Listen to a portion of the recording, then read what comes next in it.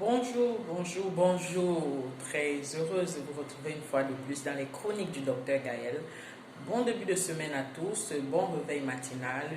Comme vous le savez tous, le but de ces chroniques, de ces journées de partage, c'est justement vous booster, c'est justement là pour vous donner du punch et pour vous motiver chaque matin afin que vous puissiez passer des journées positives, des journées agréables et surtout des journées productives.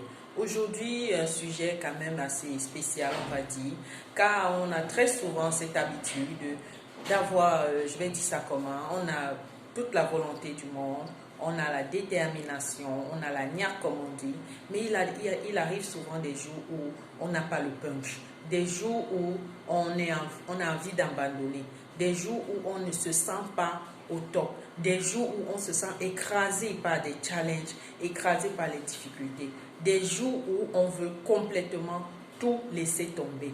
Alors, nous sommes là aujourd'hui pour vous dire qu'il existe un mot, je vais dire un petit mot en anglais, on va dire, don't give up.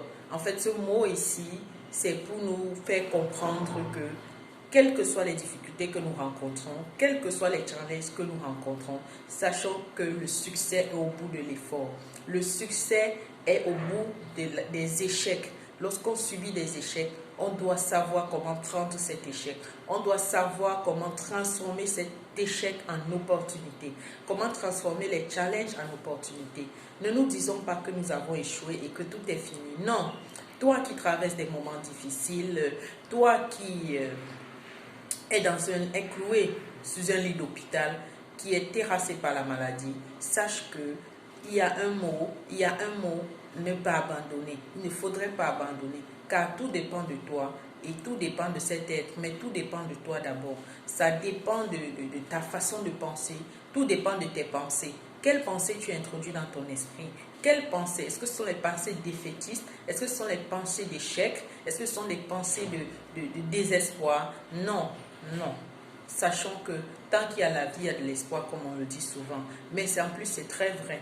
Donc, sachons toujours garder espoir. Sachons toujours regarder le bon côté des choses. Sachons toujours tirer le bon parti devant toutes les situations qui se présentent. Nous n'avons pas besoin de citer tous les exemples. Nous le savons tous, que ce soit femme au foyer, que ce soit chef d'entreprise, les difficultés, les challenges se rencontrent partout, à tous les niveaux de la vie, à tous les rangs sociaux.